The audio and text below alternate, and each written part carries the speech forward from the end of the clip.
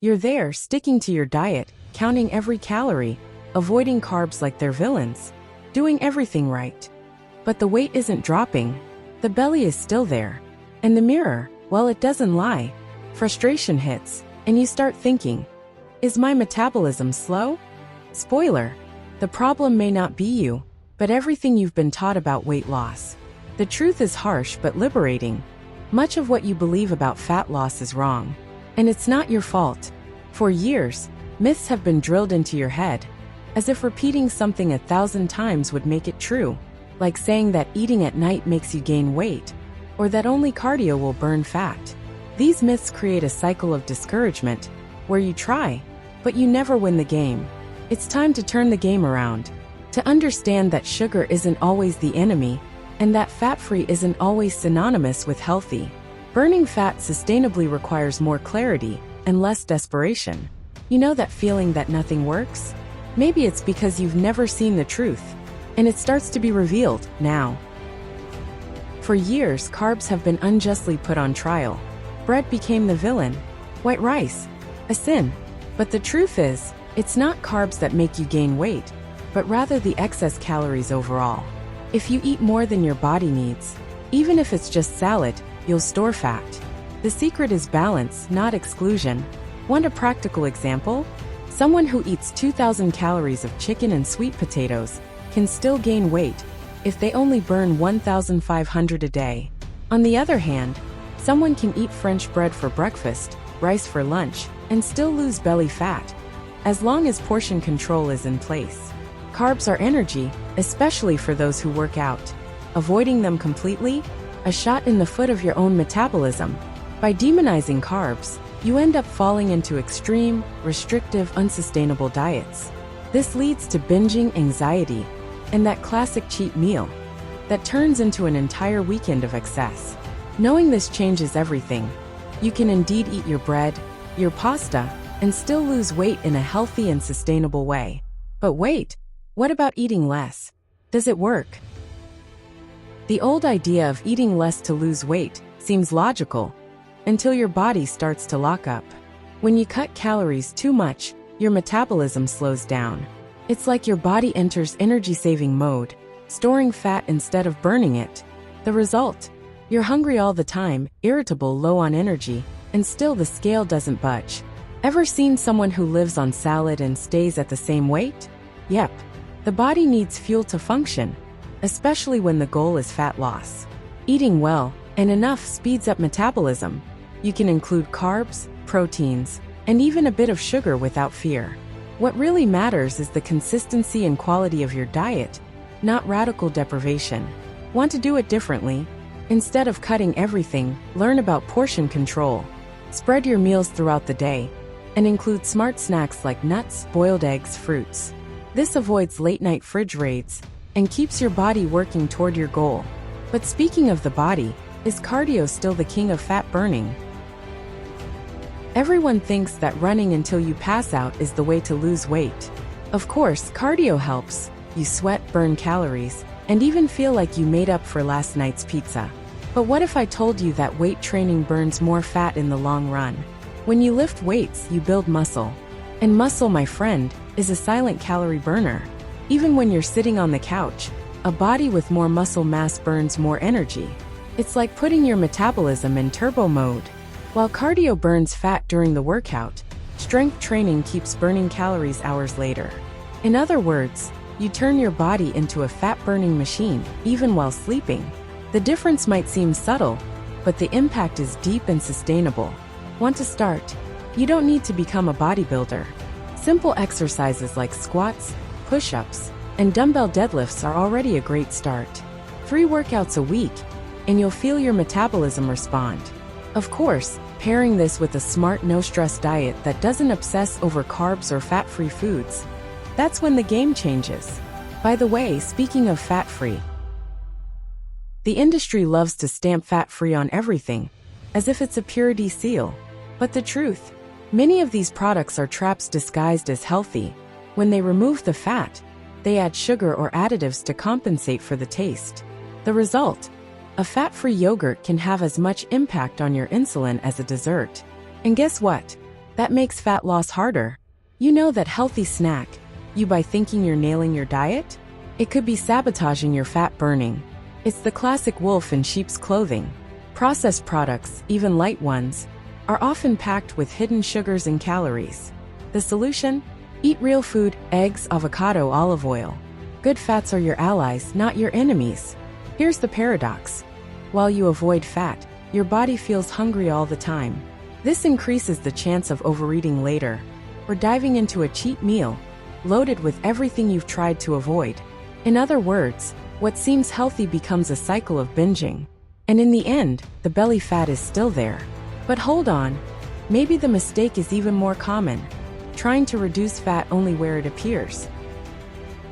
You do 100 crunches a day, look in the mirror, and still see your belly sticking out? It's not a lack of effort, it's a lack of understanding. Your body doesn't work like a map with a burn here button. Fat burning is systemic, meaning it happens all over the body. Trying to reduce belly fat, just with crunches, is like trying to dry a pool with a spoon. Want to lose belly fat? Focus on the whole, balanced nutrition, calorie control, weight training, and consistency. It's this combination that changes your body composition.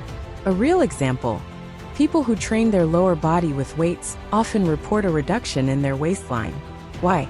Because they increase overall calorie expenditure, even without touching their abs. And you know what else?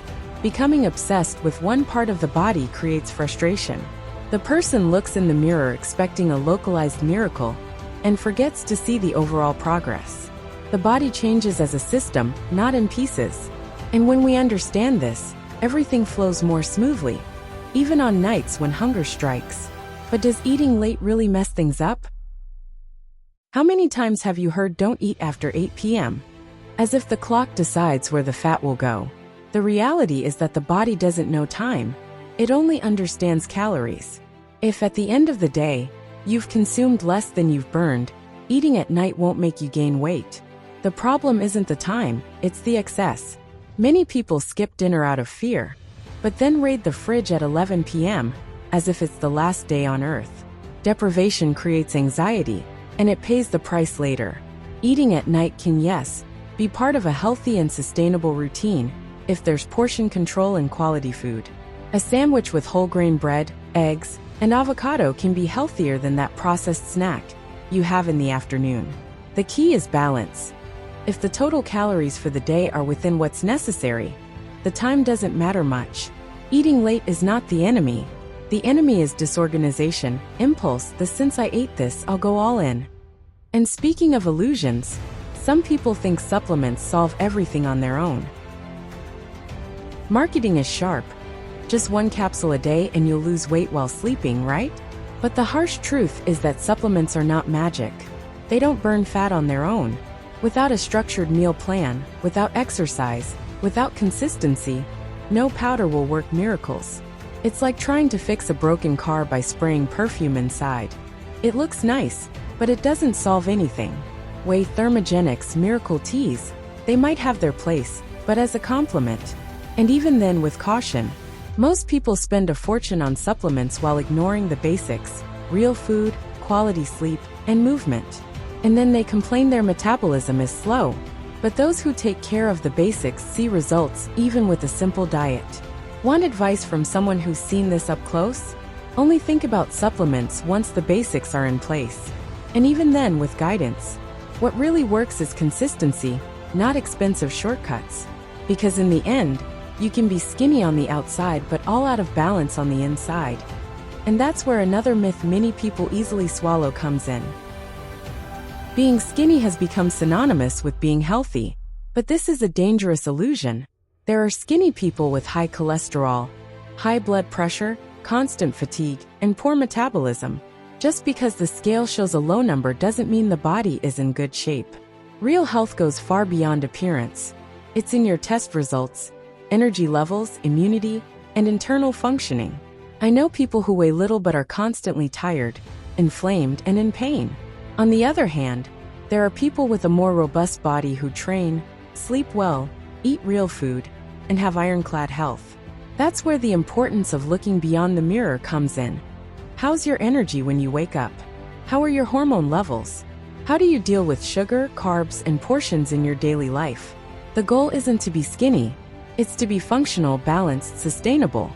It's to have the freedom to eat without guilt, train without obsession, live with vitality. Because the number on the scale doesn't show what's happening inside. And when you understand this, you no longer panic over a cheat meal on the weekend. You know that hamburger on Saturday night? It didn't ruin your whole week. What ruins everything is the thought. Since I ate this, I'll keep eating wrong until Monday. That domino effect is the real saboteur. The cheat meal itself, with portion control and awareness, can even help with metabolism and your mindset. The problem was never the snack. It was the loss of control that came after. Think about it. You don't gain weight from one meal off your diet, just like you don't lose weight from one healthy day. What matters is the overall picture. Having flexibility in your diet is what makes it sustainable. In fact, this is why extreme diets fail. The person feels restricted, and when they slip up a bit, they lose their way. That's when sugar takes over and messes up the game. Want a trick? Plan your cheat meal. Choose the day, the place, the dish. Enjoy it without guilt, and get back on track at the next meal. This brings balance and avoids extremes. After all, suffering at every meal isn't a lifestyle. It's torture disguised as discipline. And speaking of that, here comes the myth that delays the life of those who really want to make a change. Some people think that if they're not suffering, they're not doing it right. That losing weight has to hurt, involves starving, living on bland salads, and endless cardio. But this mindset is the perfect recipe for failure. When the routine feels like punishment, the body can handle it. But the mind gives up. What we need is a sustainable plan that fits into real life. Think about it this way. Could you live the next 10 years on this diet? If the answer is no, maybe you need to adjust your path. A good diet includes real food, pleasure, energy, and flexibility. You can lose belly fat while eating bread, drinking coffee with sugar, and enjoying dinner with friends. The secret is in balance and consistency, not self-punishment. And you know what's even more liberating? Realizing that real weight loss happens when you take care of both your body and your mind. When you train intelligently without obsession. When you sleep well, eat without guilt, and respect yourself. It's not about suffering, it's about transforming.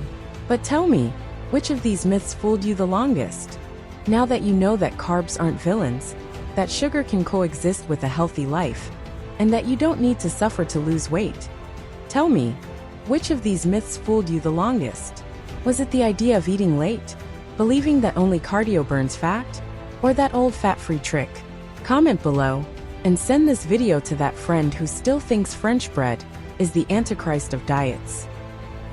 And if you want to enhance your fat burning, Java Burn can help you. Java Burn is the coffee enhancer that boosts your metabolism and accelerates fat burning.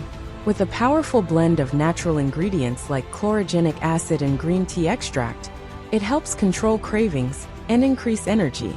Just add a pinch to your daily coffee for amazing results. Link in the pinned comment.